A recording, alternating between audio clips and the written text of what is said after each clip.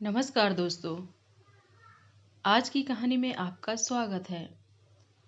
एक बार की बात है, फारस देश से घोड़ों का एक व्यापारी कुछ बेहद उत्तम नस्ल के घोड़े लेकर विजयनगर आया। सभी जानते थे कि महाराज कृष्णदेव राय घोड़ों के उत्तम पारखी हैं। उनके अस्तबल यानी घुड़साल में चुनी हुई नस्लों के उत्तम घोड़े थे। महाराज ने फारस के व्यापारी द्वारा लाए गए घोड़ों का निरीक्षण किया तो पाया कि वे घोड़े दुर्लभ नस्ल के हैं। उन्होंने व्यापारी से सभी घोड़े खरीद लिए क्योंकि वे अपनी घुड़सवारी सेना को और मजबूत व सुसज्जित करना चाहते थे।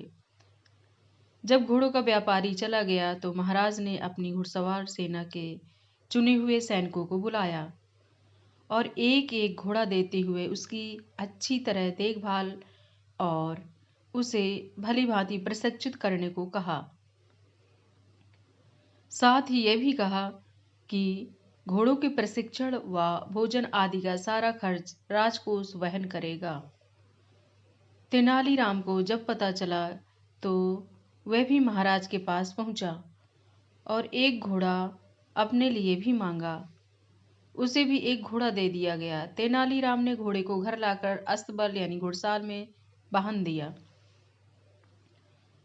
लेकिन उसे न जाने क्या सूझा कि उसने अस्तबल के चारों ओर की दीवार उठवा दी। अब अस्तबल की स्थिति कुछ ऐसी ही हो गई थी कि न तो वह घोड़ा कहीं बाहर जा सकता था और न ही कोई उस अस्तबल में प्रवेश ही कर सकता था। तेनालीराम ने अस्तबल की दीवार में एक छोटी सी खिड़की छुड़वा दी थी जहां से घोड़े को दाना पानी दिया जा सके। उसी खिड़की से तेनालीराम घोड़े को हरी घास व दाना पानी देता और घोड़ा भी खिड़की से अपना मुंह बाहर निकालकर उसे मुंह में दबाता और भीतर खींच लेता। घोड़े को पानी भी इसी खिड़की द्वारा पहुंचाया जाता था।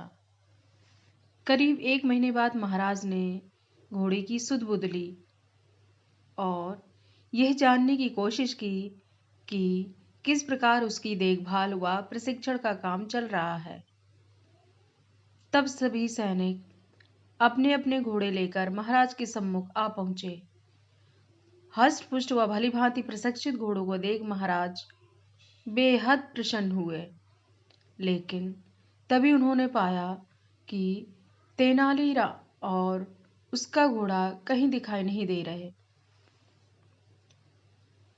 इधर उधर निगाहें दौड़ाते हुए महाराज ने पूछा, तेनालीराम कहाँ है? जाओ उससे कहो कि अपने घोड़े के साथ हमारे सामने जल्दी पेश हो।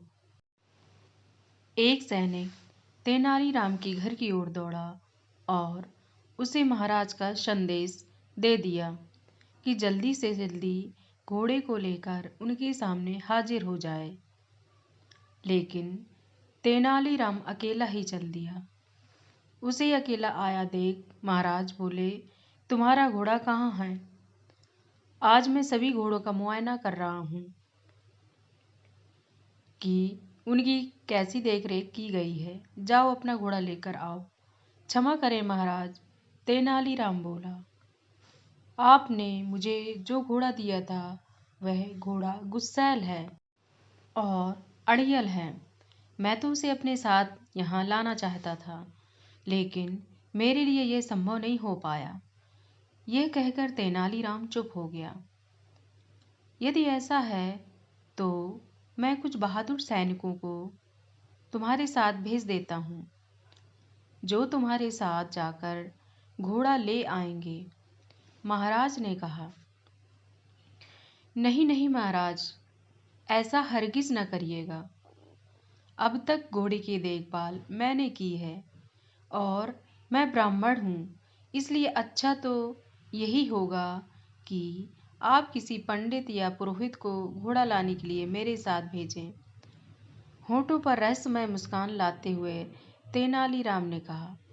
संयोगवश राजपुरोहित उस दरबार में उपस्थित था वह राज परिवार में कुछ पूजा पाठ के कर्म कांड करवाने का वहां आया था।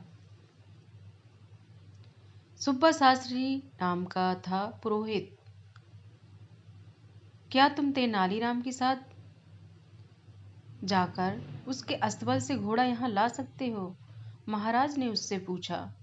तेनालीराम और महाराज की यानी तेनालीराम और महाराज की निकटता देख सुब्बा शास्त्री जला भुना करता था और तेनालीराम को नीचा दिखाने का कोई मौका चूकना नहीं चाहता था। वह बोला, क्यों नहीं महाराज, मैं अभी जाकर घोड़ा ले आता हूँ। ऐसे एक घोड़े की तो बात क्या है, मैं 10 घोड़े यानी बिगड़ैल गुस्सैल घोड़ों के साथ जा सकता हूँ और उन्हें ला सकता हूँ। ठीक है, यदि ऐसा है तो आइए मेरे साथ, तेनालीराम बोला। जब सुब्बा शास्त्री और तेनालीराम जा रहे थे तो रास्ते में तेनालीराम बोला, शास्त्री जी, मैं जानता हूँ कि आप विद्वान हैं और मैं ये भी जानता हूँ कि आपने अश्वशास्त्र का अध्ययन भी किया है। कुछ ही देर में जब तेनालीराम के घर पहुंचे तो सुब्बा शास्त्री अपनी लंबी दाढ़ी को उंगलियों से हिलाते हुए अहंकार भरे स्वर में बोला, हाथ कंगन और आरसी क्या? आखिर तुम्हें मेरी योग्यता पर विश्वास हो ही गया। लेकिन शास्त्री जी, मेरा घोड़ा कोई साधारण घोड़ा नहीं है, इसलिए मेरा कहना माने तो पहले खिड़की से झांक कर देख ले। इसके बाद अस्तबल की दीवार तोड़कर घोड़े को बाहर निकालने की सोचना। अपने होठों पर कुटिल मुस्कान लाते हुए बोला तेनालीराम। तेनालीराम ने भी जैसे उस दिन सुब्बा शास्त्री से पुराना हिसाब किताब चुकाने की ठान ली थी। इधर जैसे ही सुब्बा शास्त्री ने दीवार में बनी खिड़की में अपना हाथ डाला और झांक कर देखने लगा, तुरंत घोड़े ने उसकी दाढ़ी पकड़ ली। दरअसल वह उसकी दाढ़ी को भूसे का ढेर समझ बैठा था। सुब्बा शास्त्री की दाढ़ी को अपने मुंह में दबाए घोड़ा इतनी जोर से खींच रहा था कि उसकी आंखों में आंसू टपकने लगे और वह दर्द के मारे जोर जोर से चिल्लाने लगा। अंततः अस्तबल की सभी दीवारें तोड़कर वह बाहर निकला, यानी अस्तबल से बाहर निकाला गया। मगर घोड़ा भी कुछ ऐसा हठीला था कि सुब्बा शास्त्री की दाढ़ी अभी भी दबाए था और रास्ता न देख उन्हें उसी अवस्था में राजमहल की ओर जाना पड़ा। अब तक सुब्बा शास्त्री को यह बात समझ में आ चुकी थी कि पूर्व में जो वह तेनालीराम को नीचा दिखाने की फिराक में लगा रहता था, उसी का बदला तेनालीराम ले रहा है। वह तो बस मौके की तलाश में था जो उसे आज मिल गया था। इधर महाराज और अन्य घुड़सवार सैनिक बेसब्री से उनका इंतजार कर रहे थे। तभी तेनालीराम और सुब्बा शास्त्री की दाढ़ी मुंह में दबाए वह घोड़ा वहां आ पहुंचा। सुब्बा शास्त्री को इस हास्यास्पद स्थिति में देख सभी उपस्थित जन ठहाके मारकर हंसने लगे। यहाँ तक कि महाराज भी अपनी हंसी पर काबू न कर सके और बेतहाशा लगातार हंसते ही गए, यानी हंसते ही जा रहे थे। लोगों को इस प्रकार हंसते देख वहां मौजूद घोड़े भी तरंग में आकर हिनहिनाने लगे। तेनालीराम का घोड़ा जो सुब्बा शास्त्री की दाढ़ी में मुंह दबाया था, वो भी ये देख हिनहिनाने लगा। जैसे ही घोड़े ने अपना मुंह खोला, दाढ़ी मुक्त हो गई। यानी सुब्बा शास्त्री की दाढ़ी छूट गई घोड़े के मुंह से। सुब्बा शास्त्री ने चैन की सांस ली।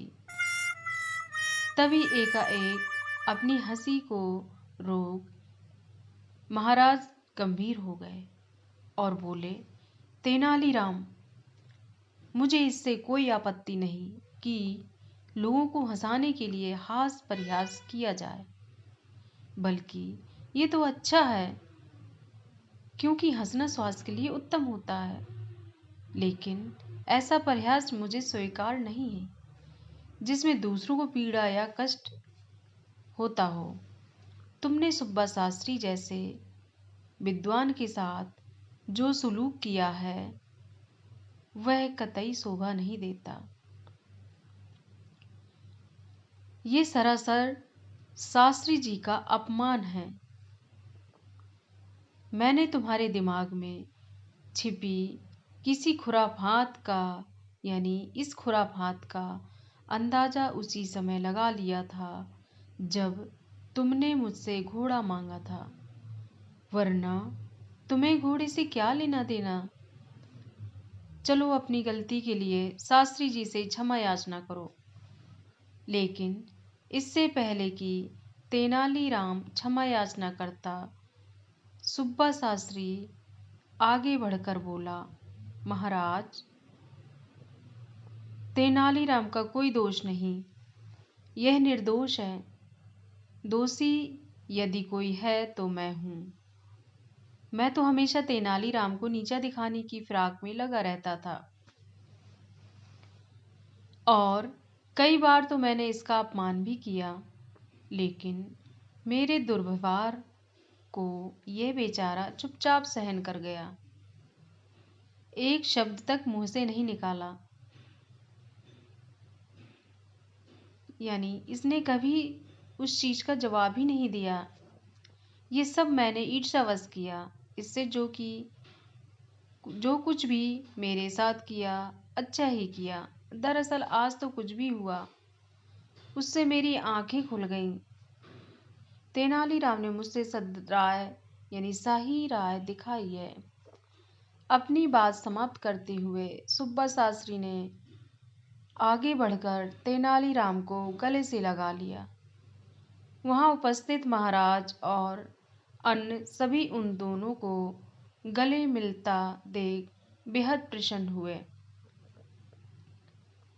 तो दोस्तों, आज की कहानी से आपने क्या सीखा?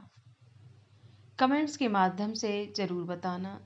यदि चैनल पर नए हो तो चैनल को सब्सक्राइब, लाइक और शेयर करो। धन्यवाद।